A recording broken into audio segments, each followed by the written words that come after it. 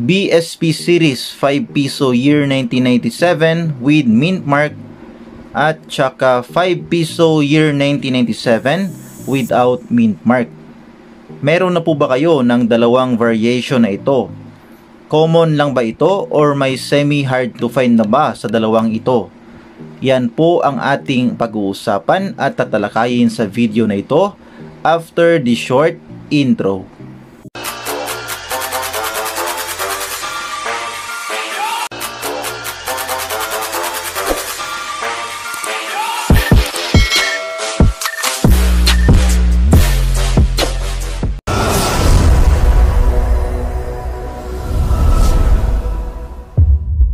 Hello guys, good day. Magandang araw, maayong adlaw sa inyong tanan at welcome back sa aking channel. Kumusta po kayong lahat? Sana po ay nasa mabuti kayong kalagayan. In this video, ang pag-uusapan po natin ay ito pong year 1997 na 5 piso sa loob ng BSP series. So may dalawang variation po ang year 1997 na 5 piso. Yun po ay ang without mint mark at ang with mint mark. Pero bago po tayo magpatuloy ay maraming salamat nga po pala sa aking mga subscribers. So bagong taon, bagong pag-asa, Happy New Year po sa ating lahat. Maraming salamat po sa inyong patuloy na pagsubaybay sa aking munting channel. Maraming salamat po sa mga dati na pong subscribers at sa mga bago pong subscribers na paunti-unti pong nadagdag sa ating channel. Maraming salamat po sa inyong lahat. Sa ating mga OFW at mga senior citizens, maraming salamat at Happy New Year po sa inyong lahat. At syempre sa ating mga kapwa coin hunters, mga coin vloggers at mga coin collectors, maraming salamat sa pagsubaybay at sa pagsuporta po sa aking munting channel.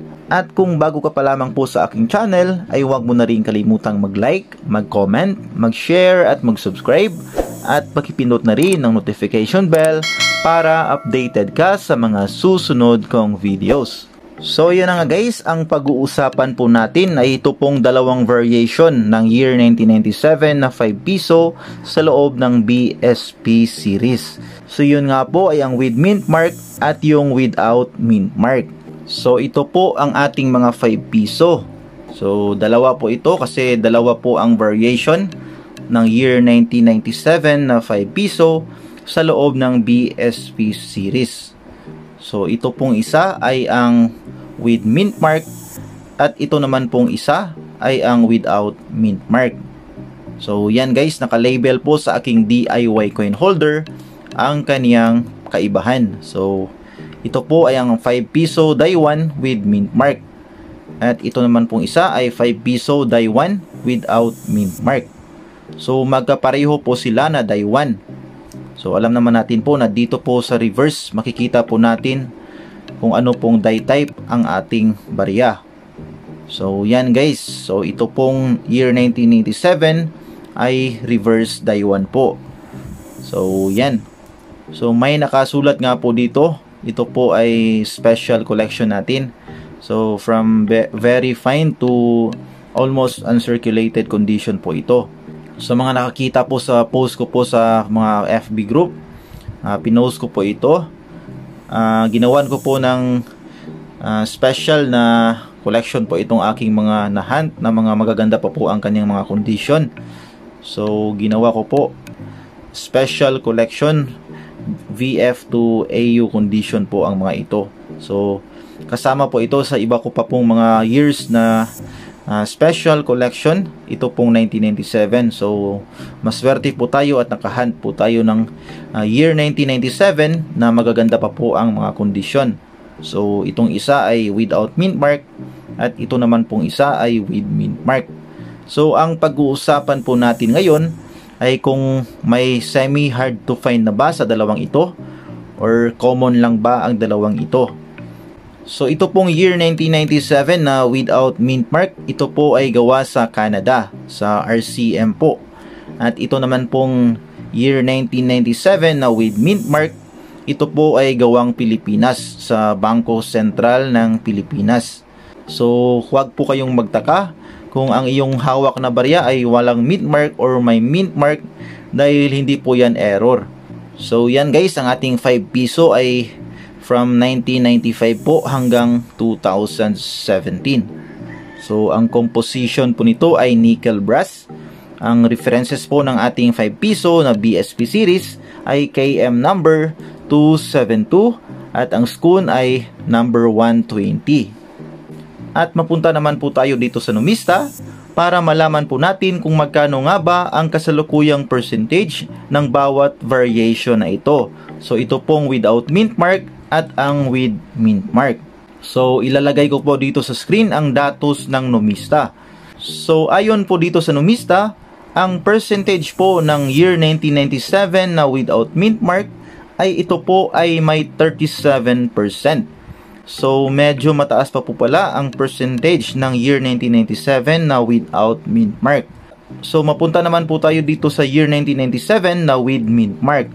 So, ayon po dito sa numista, ang kasalukuyang percentage po ng year 1997 na with mint mark ay 9%. So, medyo mababa po ang year 1997 na with mint mark kumpara po dito sa without mint mark. So, ang tanong ngayon, meron bang semi-hard to find sa dalawang ito? Sa ngayon po, masasabi ko po na sa dalawang variation na ito, wala pa pong semi-hard to find sa kanila. Ang dalawang variation na ito sa kasalukuyan, ito po ay mga common variation pa lamang. So, wala pa pong semi-hard to find sa dalawang ito, itong with mint mark at ito namang without mint mark.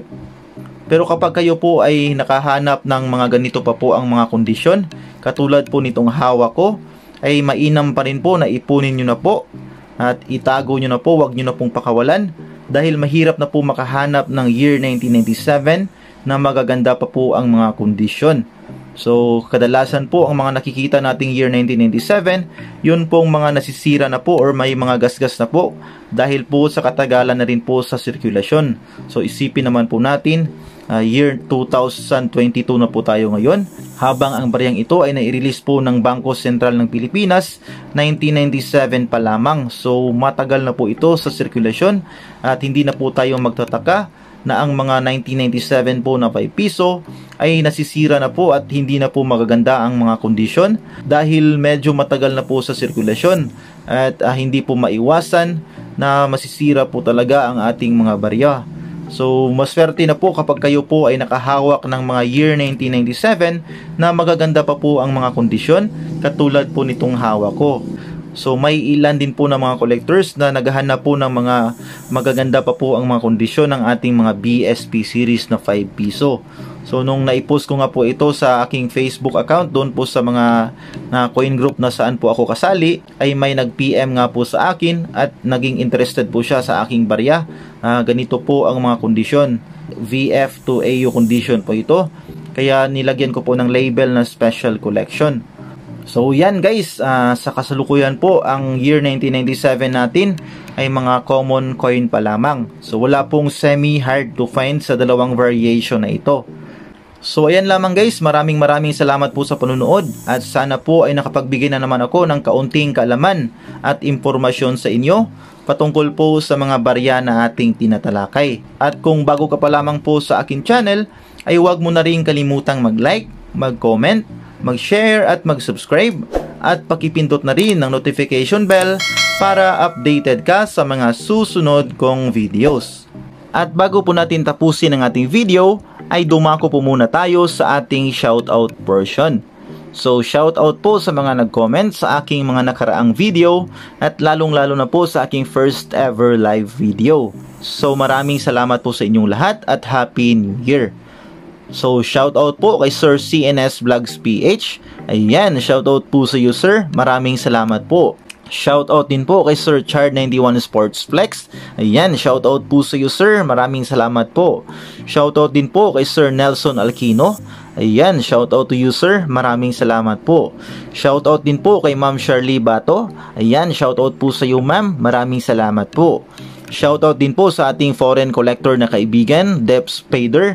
Ayan, shoutout po sa iyo sir. Maraming salamat po. Shoutout din po kay Sir Romualdo Nueva. Ayan, shoutout po sa iyo sir. Maraming salamat po. Shoutout din po kay Sir Romeo Teves. Shoutout po sa iyo sir. Maraming salamat po. Shoutout din po kay Sir Idol Mario Victorio Coins. Shoutout po sa iyo, Sir Mario. Maraming salamat po. And lastly po, shoutout din po kay Sir Ricardo Hamoso. Ayan, shoutout po sa iyo, sir. Maraming salamat po.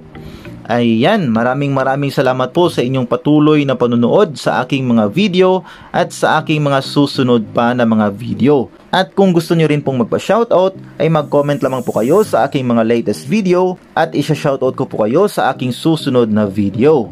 And that's it for this video, guys. Maraming salamat po sa inyong lahat. Happy New Year po to everyone. And we'll see you again next time. God bless.